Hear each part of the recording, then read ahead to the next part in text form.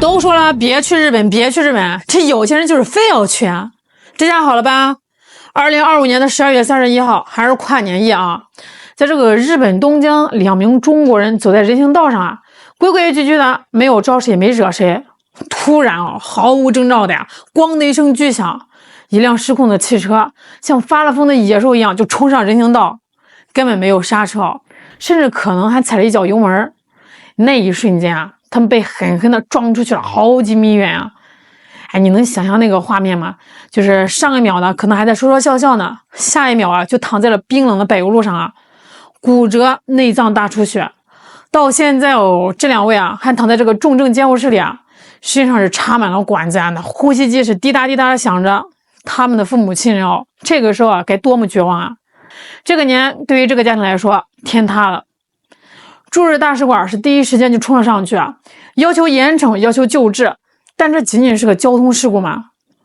各位，如果这只是个个例啊，我绝不在这边危言耸听。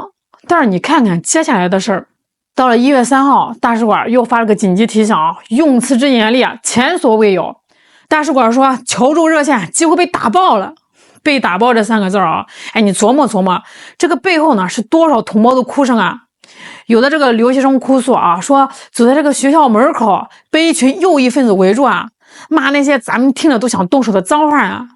有的游客在这个便利店里买瓶水就被莫名其妙的推搡啊。这个不是普通的治安案件啊，这是针对特定族群的恶意啊。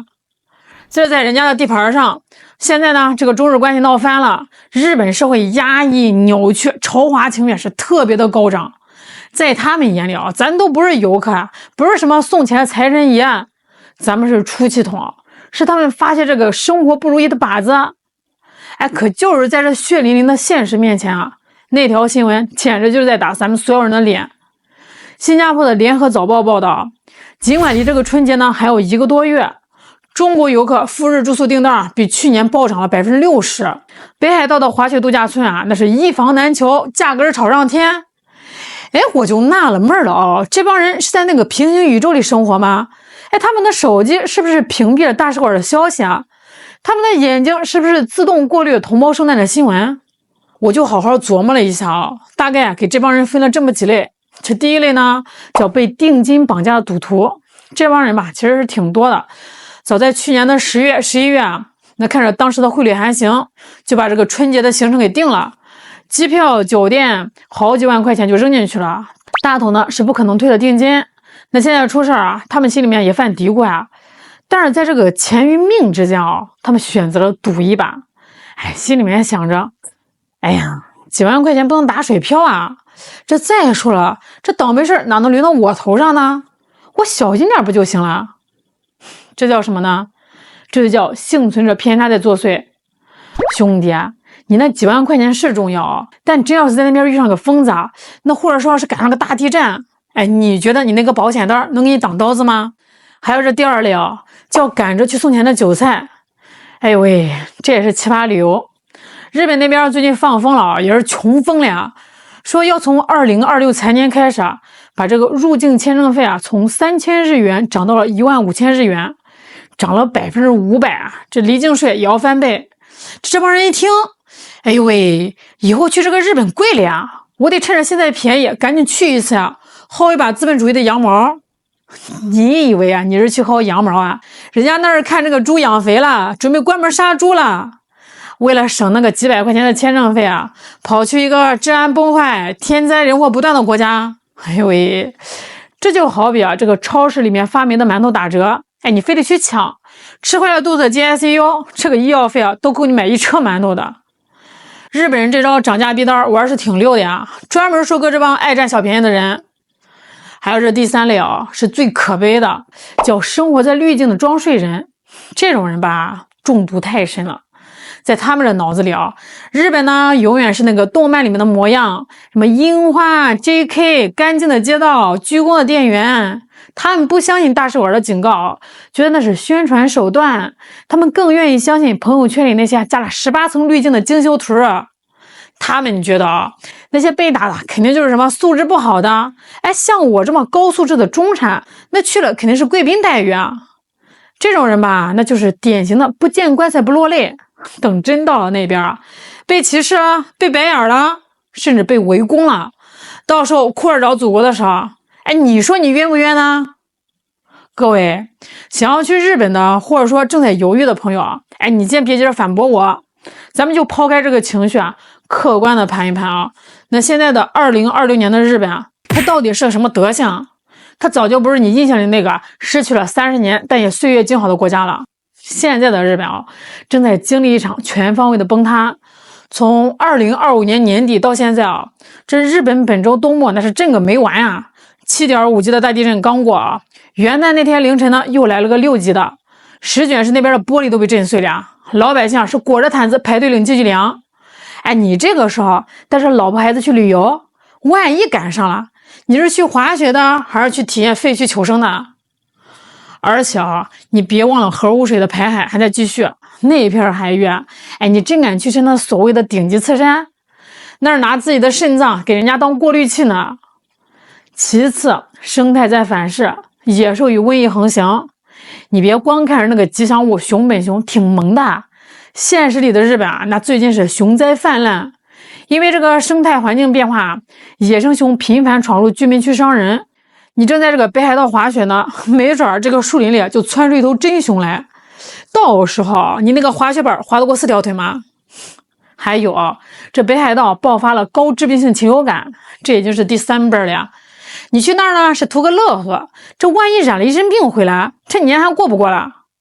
最可怕的是人心的剧毒，这才是我想重点说的啊。那现在的日本社会啊，戾气是重的吓人，经济长期停滞，物价飞涨，年轻人呢是看不到希望，变成了平成废宅或者令和疯子。哎，再加上那个新上台的女首相天天对着咱们中国是口出狂言啊，参拜鬼社，煽动民族对立啊，上行下效啊，底下的右翼分子那更是跟打鸡血似的。以前呢可能就是心里面骂2句，现在是敢动手的呀。咱们的留学生被勒脖子抢劫，游客被钢管爆头，这都是实打实的案子呀。就连那个打乒乓球的张本智和是个日籍华裔啊，都开始跟着起哄挑衅了，引用政客的话来恶心咱们。哎，连这种靠着中国饭碗吃饭的人都跳反了，你觉得这个普通日本人对咱们能有好脸色？在这个节骨眼上，你去日本，在他们眼里那就是送上门的肥羊加出气筒。你花着钱还得看人家脸色，甚至呢还得防着人家背后的黑手，这还是旅游吗？这是花钱买罪受，这是斯德哥尔摩综合症晚期。各位，咱们得把这个眼光放开了看啊。现在的中日关系是个什么成色，你心里没点数吗？那是正冷经冷啊，那是寒风刺骨啊。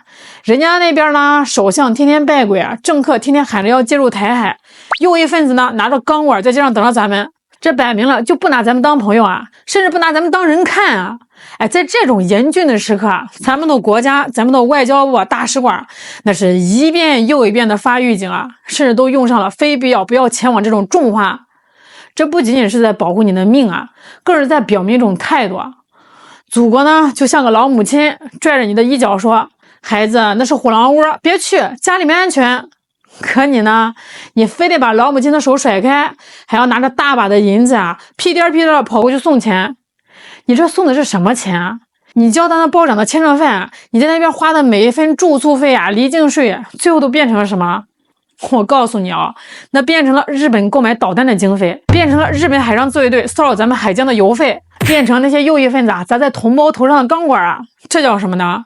这叫资敌，这叫递刀子。哎，人家正愁没钱买刀呢，你倒好连夜排队给人家送去，还笑着问人家太君这钱够不够？做人得有点骨气。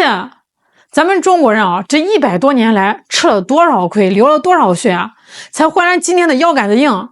历史的伤疤还没有好利索的，哎，你就忘了疼。在这个节骨眼上，你不去日本旅游死不了人但是你要是去了，丢了就是咱们中国人的脸，折的就是咱们中华民族脊梁，让那些日本人看着笑话哎，你看中国人真贱，咱们越骂他越打他越涨价，他们越是要排着队来送钱。